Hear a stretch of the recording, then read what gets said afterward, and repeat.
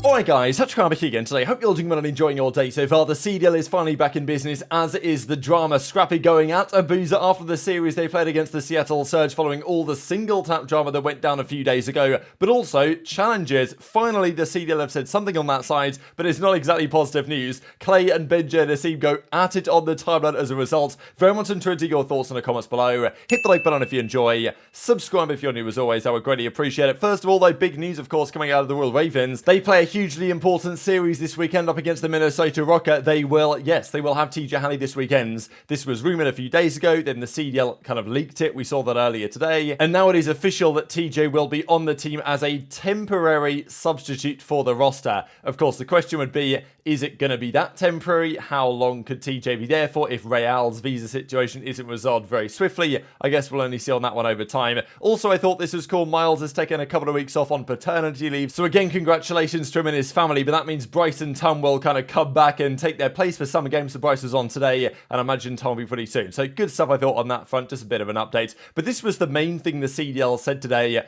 Finally, some challenges information. This info was not exactly promised, but it was told to us we would have this info probably a few days after the game launched. We're here 2 months after the game was launched, and now here we go. The first cup will be just before the major. 11 Challengers Cups total. This, though, was probably the big one in terms of the step backwards that we know Challengers has had. It's not a surprise that Challengers is in shambles right now. The tier 2 ecosystems in many esports are in a seriously problematic state. Call of Duty is no exception to that at all, and basically every year it's got worse in some respects, despite the promises to the contrary. So understandably, lots of reaction to this. To be fair, plenty of cups they've got going on, and I do kind of feel for the guys having to deal with this at the league's perspective because, you know, it wasn't their fault game battles shut down. It wasn't their fault that they've had to move, you know, coverage of all this over to the FaceIt side, as we believe is going to be the case in the very near future. But that doesn't mean that some of the decision makers haven't done a bad job, because someone's done a bad job to get to the situation that we presently have. This, though, was probably the big drama, right?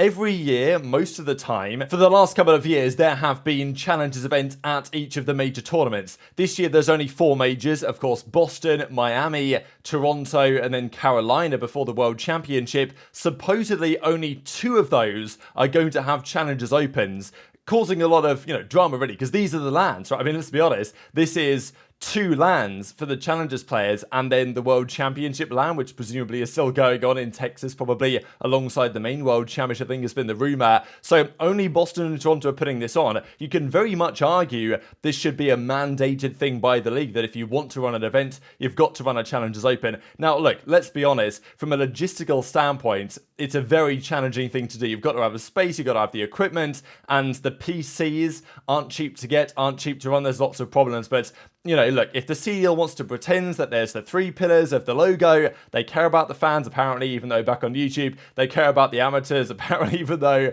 you know, things are going backwards every single year and the pros are just about hanging on in there for dear life, you'd think there'd be more support. Of course, there's not, and at times it falls on the teams to, you know, actually figure this one out, right? The teams are told, all right, well, you have to figure out the logistics if you want to run a Challengers thing. It's not something the CDL enforces or really even helps the teams with. Boston and Toronto as organizations have been massively supportive of Challengers, and huge credit to those guys going out of their way in some respects to continue supporting it. But the other teams, I can understand why they, you know, don't feel like it's, well, within their budget necessarily to actually fund a Challengers event in addition to the main one, especially when the CDL aren't, we don't believe, giving them any support to do so. But of course, you can also understand the argument that, well, if you're not capable or willing to fund a Challengers event, why host a major in the first place? It should go to somebody that is. But I don't know if there's enough people that are, so we'll see this debate in a second. Now, this is kind of crazy, though. Apparently, $100,000 prize pool will be funded for these events.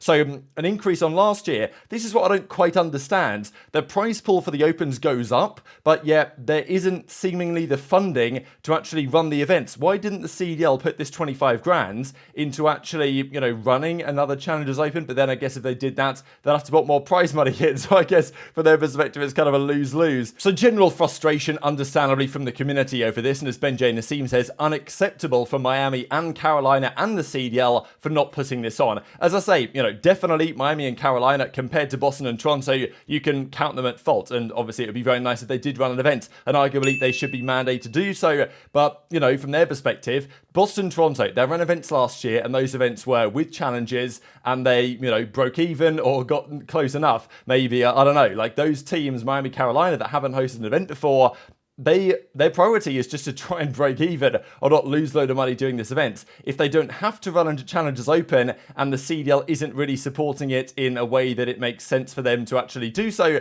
then I get why they haven't. So obviously Ben's point of view is unacceptable from them not hosting one, and as Clay says, unacceptable, yeah man, let's hate on the people actually putting up money to throw events. But as Ben says, don't run an event if you can't afford to run a challenge tournament. And I totally, you know, get that perspective, and I would like to agree with it, and I agree with what Ben says in the second half of the sentence. But if you only allowed teams to run events that also want to host challenges, I don't know if we would have any events. Apart from Boston and Toronto and just going to those cities again, it's just a tough spot, you know, the league is in general. And unfortunately, the first people really that lose out when the league is in a bit of a shambles is challenges. You know, it's unfortunate how it is, and I'm very much hopeful that things will change over the coming years and we go back to a more open style. But as it stands, look, I get both sides of the argument here, and as Clay says, all right Ben, let's just not run any events, is that better? And obviously, no, look, would Clay be saying this if it wasn't his organisation, Carolina, that are getting some heat for this? Quite possibly not. So Ben says, you know, crazy you just joined the suit live this early. I think it's kind of funny that Ben is the one to say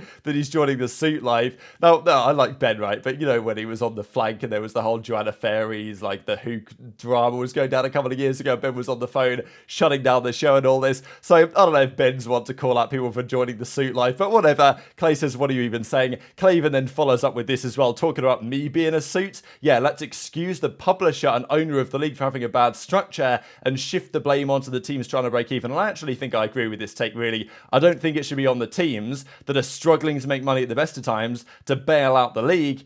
You know, the league, Activision, the ones that are actually making the money of all this stuff, they should be the ones, as far as I'm concerned, funding to make this league actually work. But enjoy to your thoughts in the comments below. Clay then deleted some of this stuff and said, all right, you know, never mind. I don't care. Stop tweeting at me. I'm not here for the drama anymore. I'm a changed man here going into 2024. And understandably, lots of reaction from some of the challengers guys. You know, Gunner says he might just show up to locals and acting like it's a major, only 2 events this year. I guess there is going to be a challengers champs as well. And even this I thought was funny from Glowfrosty, who just blocked Daniel Sai and said, you know what, like, it's going to save my mental block in this guy. So shout out Rico for pointing this out to me. But yeah, like, I don't know how much fault lies at the feet of Daniel Sai or the other guys that are making these decisions. But at the end of the day, even if it's not these guys' fault and their hands are tied behind their back, I struggle to believe that too many good decisions have been made over the last couple of years with regard to this. There was also this drama that apparently during an off-season meeting between the league and the players, one pro player asked about challenges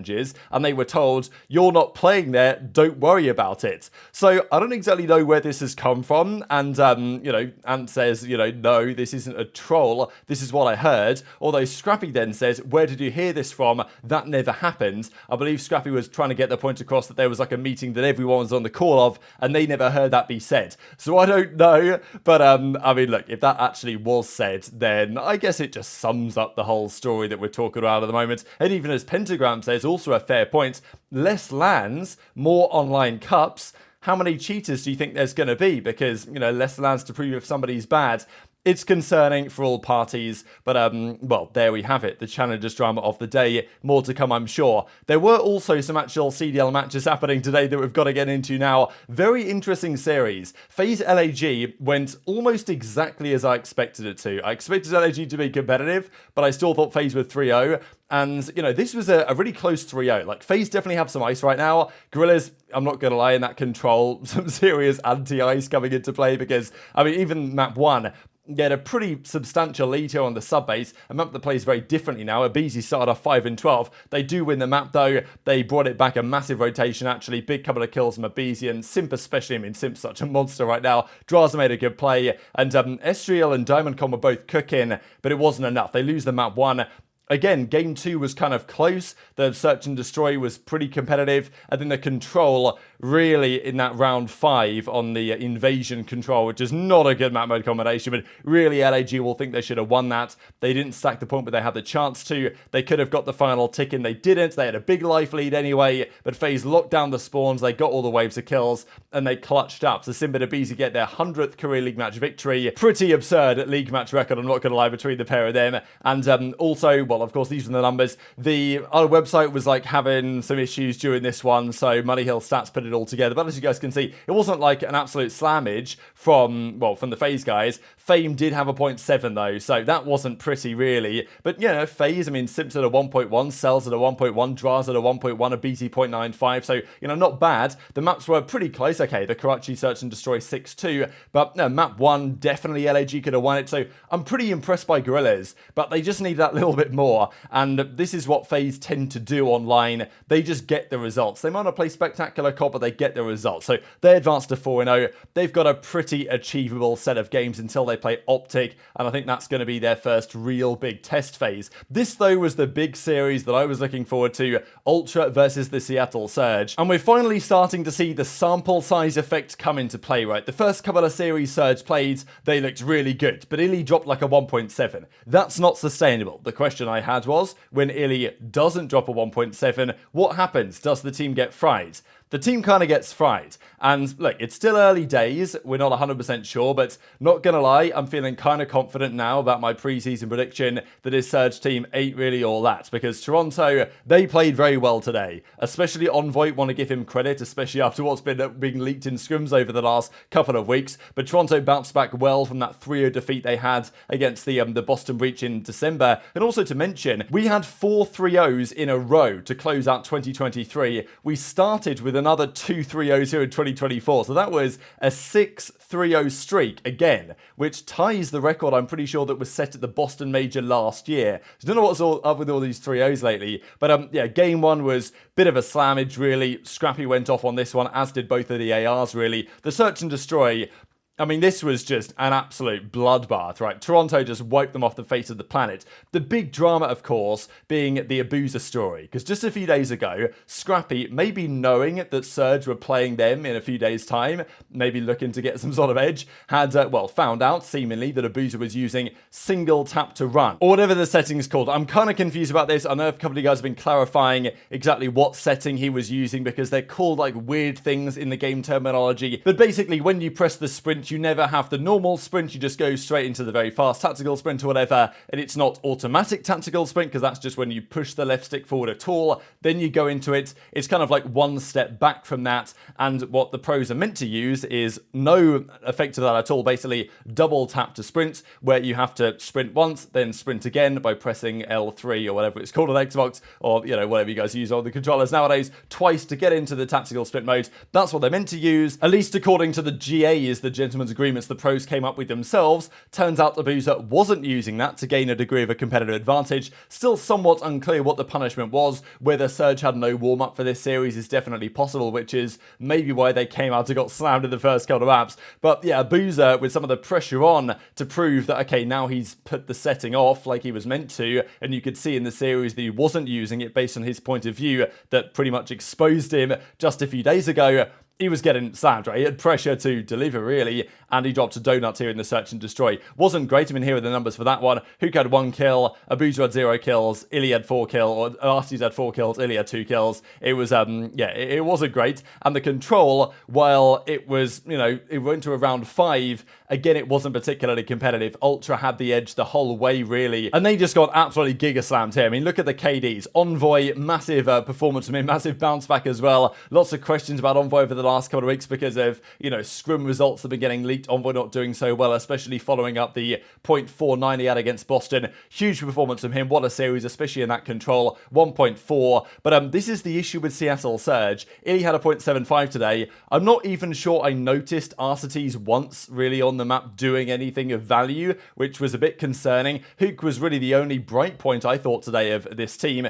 and Abuzah did nothing until the control. So, yeah, this is the concern with Surge. They don't really have much slaying power if Abuzah isn't delivering and iLLeY isn't really delivering, which you can't expect all the time. And, you know, is Abuzah a single tap merchant? I don't know. What do you guys think about that in the comment section below? Toronto are good, no doubt. But to slam Surge like this, I think maybe even says more about Surge than it does about Toronto right now. As you might expect, Scrappy followed up with this one and says, GG Surge 130. I love double tap sprint. He says, basically said, like, ever since Abuzah turned it off, it wasn't quite the same story. And we even got this as well from Toronto. He came up with, you guys have probably seen the combat records floating around over the last few days. Call of Duty combat record and all this stuff. You'd have a look at this, which, yeah, was pretty spectacular. So very much intrigued to your thoughts on that one in the comments below. And just very quickly then on the final series of the day, this one again relatively much so as predicted. I gotta say, production, bit of a problem here. They had some technical difficulties. Yeah, I mean, the CDL can't really capture W at this point, can they, right? So people are gonna say, I'll put the L in the CDL. You guys know how it is. But yeah, not exactly ideal. Pretty much had to just chuck it on mute and watch the sidelines really on this one. Not optimal, and also not optimal for the Minnesota Rocker. They won a terminal hardpoint, and every time someone wins a terminal hardpoint, I'm like, I always take it with a bit of a grain of salt because it's a map that most teams can probably win right now. I'm more interested when you don't play Terminal Hardpoint, whether you win those ones. And, well, they didn't. Again, Rocker's Search and Destroy. Awakening went into this map this season with a 0.5 in Search. He then proceeded to go 1 in 8 for a 6-3 loss. And, you know, he's not beating the Sound EQ merchant allegations anytime soon with performances like this in Search and Destroy. So that was enough to tie up the series 1-1. And then it didn't really take long for New York Subliners to win the control. And then, you know, really just relatively comfortably win the invasion to close out the series 3-1. And even if it had gone game 5, Rocker's Search and Destroy is trash. So I have a hard time believing they would have won that one. But, I mean, yeah, not pretty. Sib drops a 2.7 KD in the hardpointed to close out the series. Rocker still winless in the league. It's not looking pretty for a fair few of these teams right now, but plenty more storylines we're going to have to talk about tomorrow. Very much interested to your thoughts in the comments below. Hit the like button if you enjoyed. Subscribe if you're new. Take care, and I'll see you next time.